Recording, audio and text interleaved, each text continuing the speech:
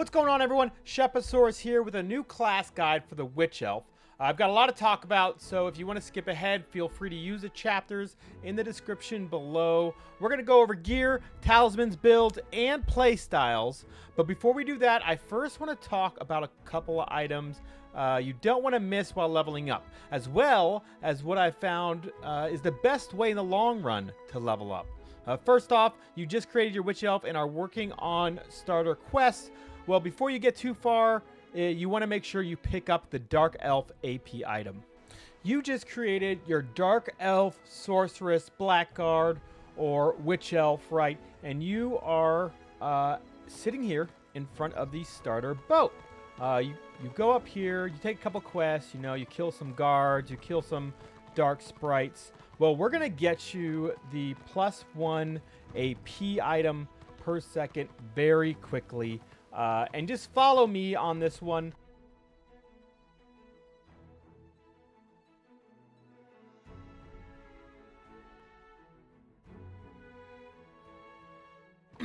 As you come up to this giant fountain here, destroyed fountain, you'll see a bunch of quest givers here.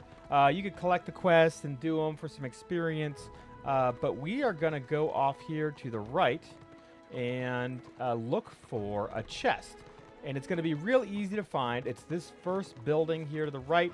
You see this glowing aged ornate chest. You're going to click on this and it's going to give you another quest to go find a box and another coffer. So we're going to accept that. And we're going to turn around, do a 180, and head back in this direction.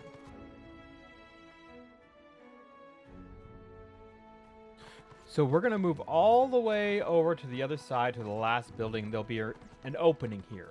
We're going to go through and go down the stairs, and we'll have to kill this first enemy that we come into. Right up here, because he is guarding a chest. So we're going to kill this hall keeper real quick. You can see the chest glowing in the background. Boop. Get it real quick. Oh, I was hoping that would kill him. There we go. So come down here, and you see the glowing chest. You don't even need to touch this other hall keeper. We're just going to click it and take the box. Awesome. Now we have to go back up and find the last chest to loot.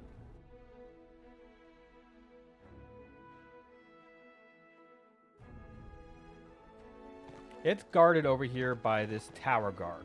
So we're going to kill this guy real quick. Throw another doom bolt. Quick attack here, and he's dead. Nice. So, age plain chest. We're going to loot all. And that is complete. We now must go over here to this Trinity of Evil marker and turn it in and get our AP item.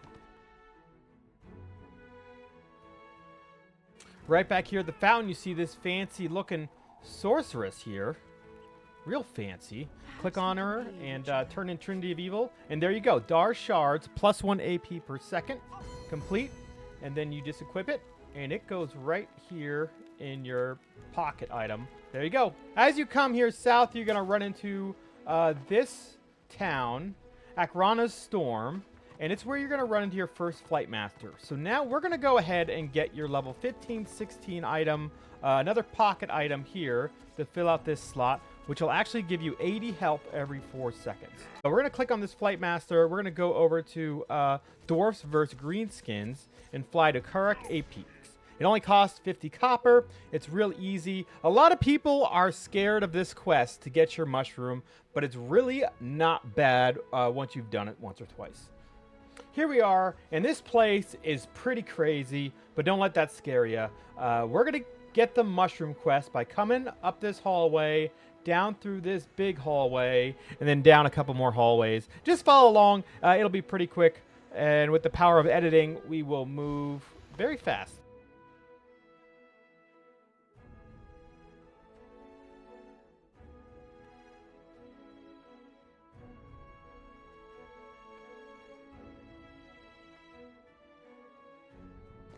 So in this hall of the Gorkiest and Morkiest, we're going to go up this ramp and take our first right up here, this fire hallway.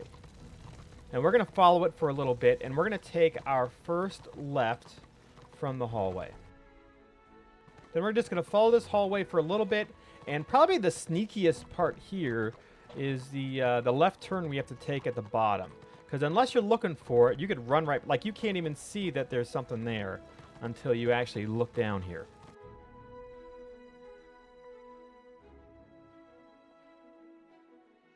We're going to come up to this railway thing here, and we're going to take a right and go through this portal. All right. Now we're down in the 8 Peaks, the Deeps, and we're going to come down here to this area. So we got to go to the bottom and take a left down here.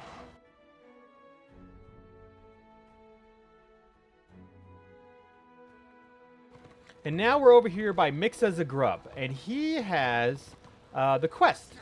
So grab it, and you'll have no idea that you get a mushroom pocket item at the end, but he'll give you a second quest after you finish this Good Eats. So let's accept this, look at the map, and you can see on here, there's a couple places where up here, and then over here in the corner where it's turned red, that's where you're going to try the different stew and brew at each location. So let's start off by going through the Squig Nursery.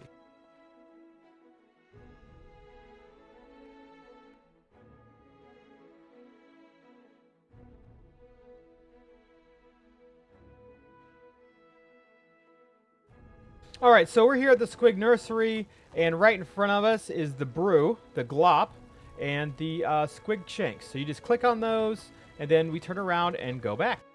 We're headed up to the Hammer and Hole next.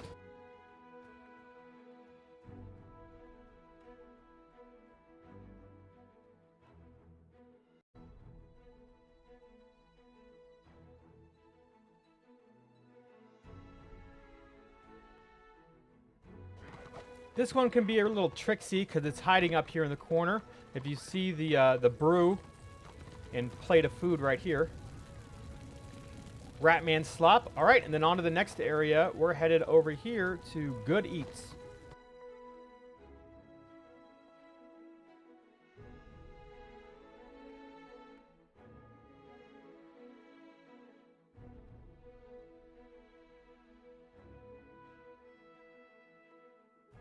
All right, we take a left down here, and this is the trickiest one because it's literally just a mushroom you got to click on.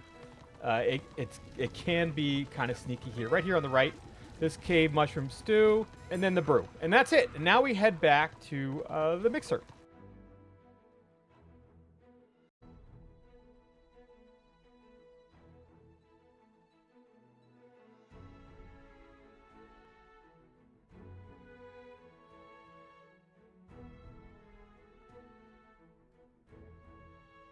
All right, we're back here with the Mixa, and we're going to turn in this quest and get the last part of this quest.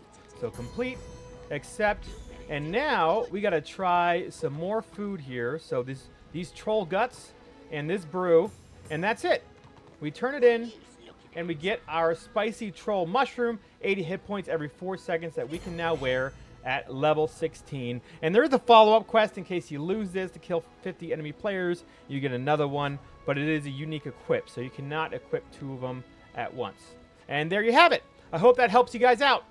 Let's talk a little bit about leveling. The fastest way, most efficient way to level your experience is always going to be scenarios. And while you're waiting for the scenario queue, you do PvE, you do quests, you do public quests, and you slowly level up that way. That's the fastest way to get from 1 to class rank 40. However, in the long run, you're going to be working on your Renown rank the most. So what I suggest is what I actually did with the Witch Elf is I leveled solely in open RVR.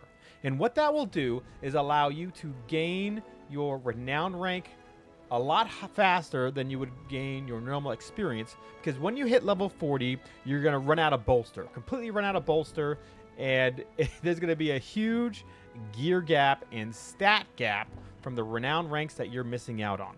Well, when you level up purely RVR, you're using your Potions of Acclaim to get more Renown experience that's right here. These potions of acclaim you can get from the weekly quest. You could also get one in Nordland from one of the quests in the war camp. You will get to level 40 and also be hitting Renown rank 58 or 60 and be able to go straight into wearing your Vanquisher gear set. And that removes the biggest gear gap you get. A lot of new players, they rush to level 40 and then they're only Renown rank 40 or maybe less. And now they have this huge Renown gear gap where they have lower armor, lower stats, and they're going against Sovereign guys. Whereas you can jump straight into Vanquisher if you just level through RVR. Yeah, it's going to be slower, but at level 40, you're going to be very happy that you did it. So we're going to get into a couple different builds here for the Witch Elf and their play styles. But before we do that, I want to go over the gear and the talismans. As you're leveling, you're going to unlock wards. And if you go here to your Tome of Knowledge, Armory, the first set of gear that you unlocked is going to be your Recruit Ward. You can either get the PvP sets, Decimator, Braggart, or you get the PvE sets, the Hunter Boots, and the Protector's Boots. The Protector set you actually get from the new dungeon in Ekrund, and you only need one of these. So you don't have to check off all these slots, right?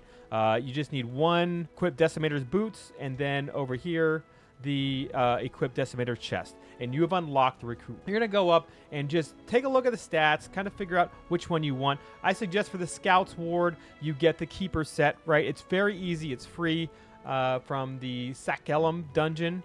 You go there, you get 5 quests, you run the 3 wings of Sakelum. Usually someone will carry you. It's quick. You can do it in 30 minutes, and now you have a level 16 set. So from the Scouts Ward, you're going to be leveling up. You're going to hit, late 20s, 25 to 29, and you'll need to pick something from the Soldiers Ward. I went with Devastator because it was more of a, I believe it was the defensive set. You could go to Tier 3 areas and grind the hard public quest to get your Mayhem set, but that takes a lot of time, and you'll be gaining a bunch of experience, which will hurt you at level 40. So I suggest just buying the PvP set, either Devastator or Duelist in Icy. After you unlock the Soldiers Ward, you're going to unlock the Officer Ward from level, I think it's at level 35 they unlock. The PvP set, the Annihilator set, does unlock all the equipment items at 35, so that's a good one to buy. And now we're getting into endgame, right? As soon as we go to the Conqueror's Ward, now this is your level 40 set. You see, I did get some red-eye boots here, but once I hit level 40, I was actually ranked 58, so I could jump straight into Vanquisher. So what I did was I ran one gun bad and tried to get as many pieces as I could from bags. Unfortunately, I only got 2 gold bags, so I only got the boots and the chest piece, I believe. And I just went ahead and bought Dominator for the other 3 sets just so I could unlock the ward. And now I'm sitting in full Vanquisher right now. So looking at the gear here, that's not it. Here we go. Full Vanquisher, right? I'm not wearing the Vanquisher chest piece, and I'll show you why in a second. It goes along with the builds and play styles here. So the Vanquisher helm, the shoulders, and I'm pretty much running a mix of toughness and strength here, playing a specific build that's better for warbands. I picked up the cloak from tier 4 rewards for toughness and wounds. I'm stacking toughness, stacking wounds, because before you get the Sob, you're very squishy. And unless you start stacking this toughness and wounds, you're going to die pretty quickly. On top of that, I've also bought some regeneration items. So beyond the Spicy Troll Mushroom that I just told you how to pick up, I bought the Grim Shimmer Core set, which isn't too expensive, and this gives you an additional 184 hit points every 4 seconds. And I put some toughness gems in here. With that, I also bought these Dark Bands of the Flesh Render. Now, these are expensive. The best way to make gold to buy these is actually running Gunbad, getting your bags, and picking the weapon out of the bags, and then just selling the weapon. The weapon sells for about 5 gold. Because you only have one-handed weapons, you'll get about 50 gold per gun bad run, and you can do 1 a day. So you'll have enough. If you do 1 gun bad every day for a week, you'll have enough to buy yourself 2 Dark Bands of the Flesh Render for that extra 40 hit points every 4 seconds. Along with that, I got the Genesis accessories. So both of them, the defensive ones. So toughness and wounds, plus some additional wounds. So we have tons of wounds. We're almost at 800 wounds, which is necessary at level 40 plus. You need about 8,000 life to be able to survive. And my toughness is getting up close to about 500, and strength is sitting at about 400. And that's really where you want to be in terms of stats. And you'll pick your talismans to get as close to those stats as possible. I have plus 19. You could boost up those even more by getting the plus 23 or plus 24 talismans to either strength or toughness, depending on where you're sitting. You want to be above 400 strength and as close to 500 toughness as you can, and as close to 800 wounds as you can for survivability. Now, I also got some weapons at level 40. I went ahead and bought these from the Devastator seller, and it's the Century Stiletto of Tyranny. I bought both of these. I think they're 400 or 600 Warcrest each. Don't worry, if you're leveling RVR, you're going to have plenty of Warcrest. I bought full Vanquisher. I bought these weapons. I bought the rank before it just so I could Dominator. And I still have, 2,300 Warcrest. So many Warcrest. You're going to be fine, and you can just keep saving up for that endgame solve. But these give an additional 20 hit points every 4 seconds each. So you can see we're stacking all this hit points per second. It's really working out pretty great. And like I said, strength and toughness talismans just to reach these kind of caps here. Next, let's go over and talk about the Renown ranks and these tactics. All right, looking at our Renown ranks here, I spent most of mine. If you go over to abilities and over to this general, you can see the ones you purchased. I've got full fortitude, so max toughness, total increase of 120, and also reflexes. Going up to 4 for a total increase of 18% chance to parry. That's huge. That adds to our defensive stats here, and I'm at almost 50% chance to parry without the Stalwart gem, right? There's a gem that you can place in rings that gives you another 6% chance to parry. This is enough. Instead of using the Sentinel ring with that gem that you have to replace every, I'm calling it a gem, talisman, you have to replace every week, I went for the Genesis. You know, a little bit more survivability here, and you get 3% parry all the time. You don't have to worry about getting those Stalwart Soul Stones every week. It's just a little bit easier for upkeep, especially when you're playing multiple characters. Now, I wanted to talk about the gear and the Renown ranks first, because both these builds that I'm going to talk about use the same gear set. You can switch back and forth. You need to survive. You need survivability for both of these. When you first hit level 40 and leveling up, actually, you're going to use the Witchbrew build. Let me save what I have now and switch over to this build. So go here and we'll take a look at what we've unlocked, and I'll tell you the order that's kind of very important to do. So the first thing you want to do going up into the Path of Suffering is 5 points in the Path of Suffering to unlock the Elixir of Shadows. Now, you don't unlock it as soon as you put 5 points in. You have to put that 6 point in and click on it to actually unlock it. But what this does, it allows you to become invisible instantly for 2 seconds. It's an amazing escape, especially before you get your back off point. See there? You speed up and you could run away and you could stealth and escape. It's a great way to disengage from a fight that you're losing while you're leveling up. After you pick up Elixir of Shadows, you're going to go for Kiss of Doom. Now, before you get all your regenerative items, this is going to help you regenerate your health.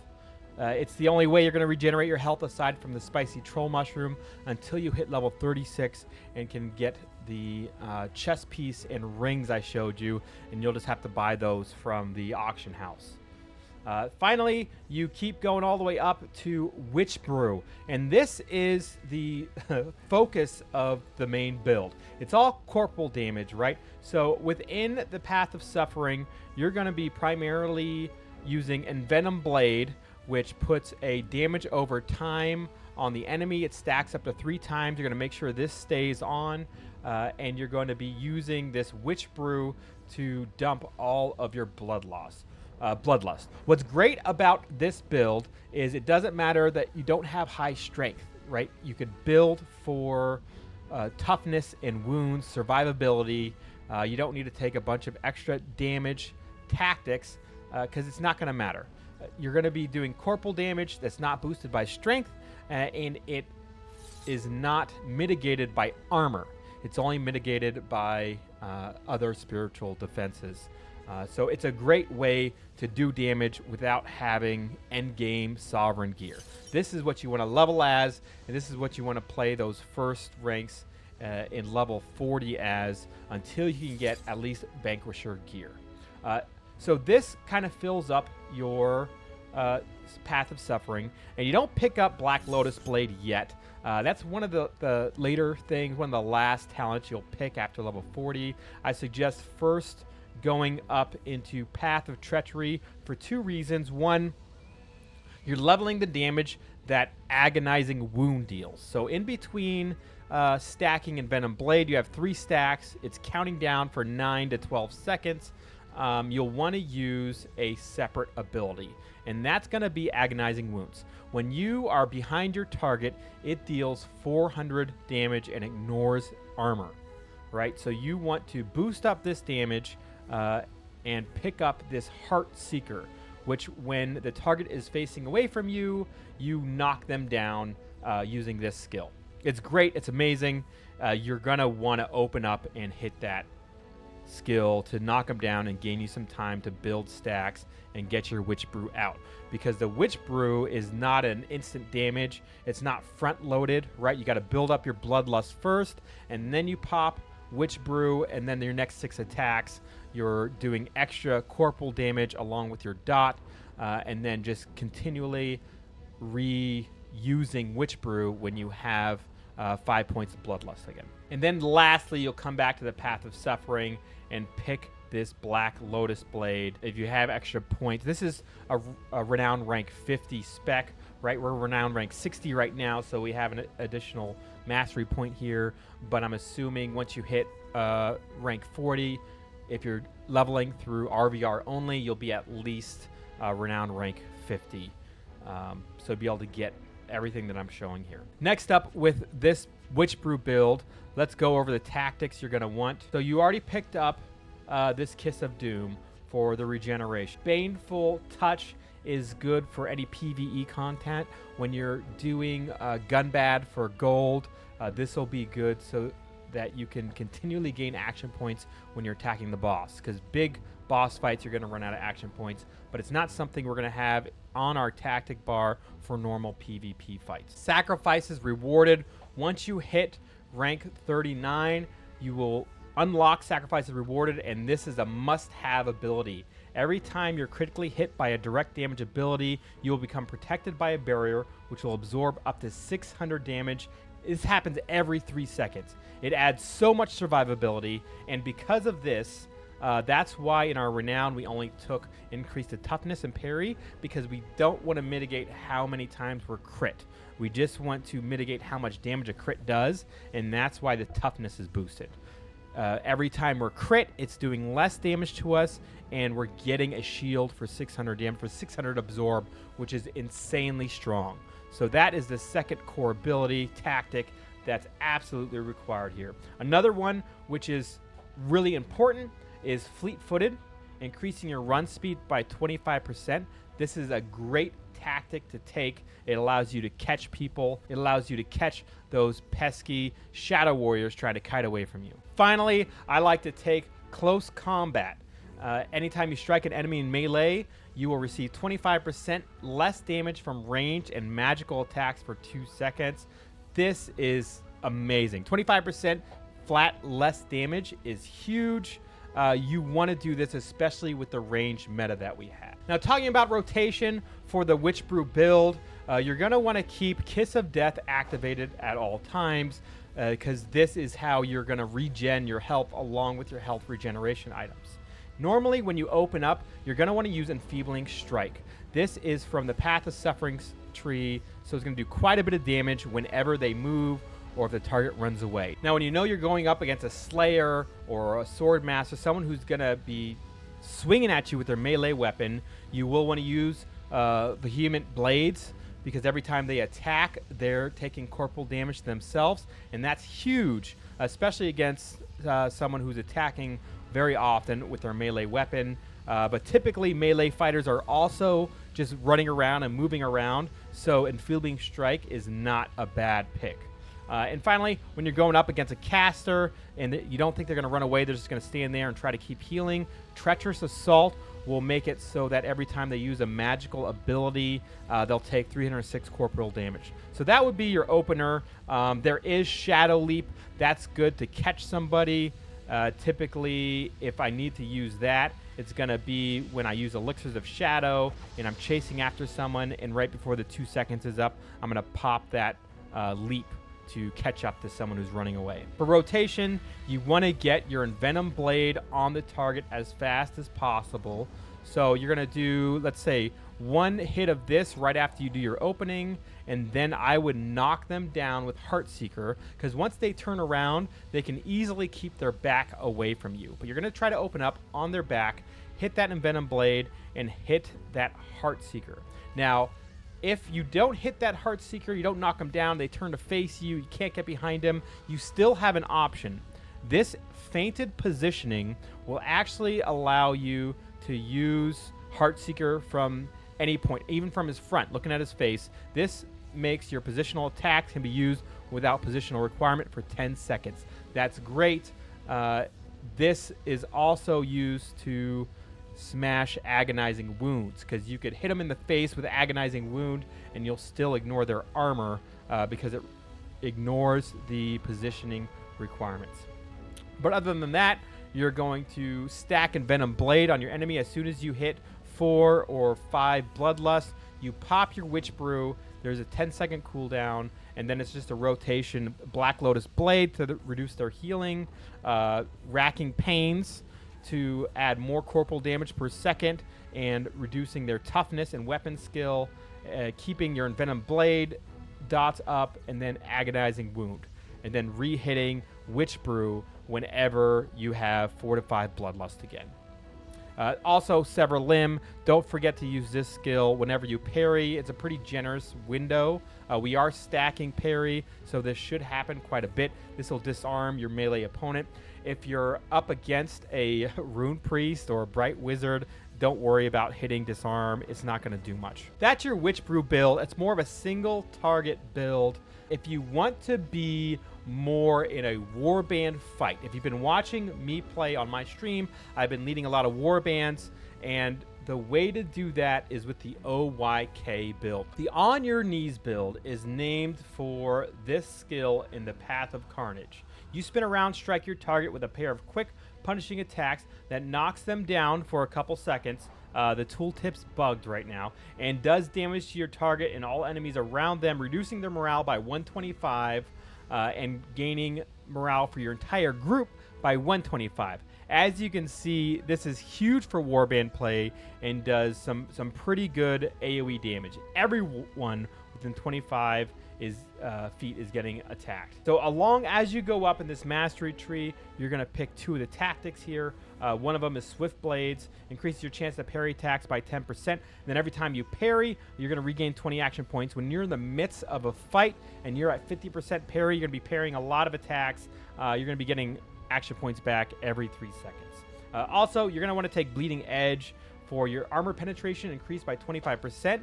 This is super big. This is going to allow you to bypass some of that armor, allow you to not have to build strength very high. Since we're fighting in a warband or fighting in a group situation, we're going to hit a lot of cleave, and we still need to build for toughness and wounds and get that survivability. An option is to take the Elixir of Insane Power, and I've tried using that. It's great for some extra damage for 7 seconds, but I honestly suggest not taking it, because you're going to miss out on the Elixir of Shadows, which is just such a huge skill to use You can use it for disengage. You start getting attacked by too many people. You pop this, move to another enemy in the warband, another healer on the other side, and start attacking them, right? You just keep moving and attacking. You drop target, so anyone targeting you drops your target, and you appear on another side of the battlefield. They're not going to pick you up right away. That gives you some time to hit someone else. Another thing you could use if you're getting overburdened here, you can pop this and escape, go back to your healer line, get healed up, and then stealth again, move back in and attack. So you're going to move up Path of Suffering and finally get this Kiss of Doom. Kiss of Death heals you for the damage it deals. It just adds to your regeneration, survivability in the warband, which is big. If you're dead, you're not doing damage. And lastly, you're gonna also take the sacrifice rewarded for that absorb shield. It's just too good to not pick up. You're not too worried about doing too much damage because you're just stealing the morale, building your morale, and then popping this Death Reaper on cooldown in your warband. Increases offensive critical hit chance by 25% for 10 seconds of all group members within 100 feet. This is going to boost your Choppa and your Marauder, critical damage, big hits, and you're just going to destroy the enemy warband. You are not the big damage dealer here. You're boosting your warband so that they can kill everyone. You will still be in the higher tiers of damage. Nothing to worry about there. You're not going to be on the bottom, but again, you're not going to be top in the damage charts. But I find it a lot of fun, and it really works well for warband play. That's most of what I wanted to talk about for the Witch Elf guide. If you have any questions, feel free to put it in the comments below, and I will answer you the best I can. Check out my Discord, and have a great time, guys.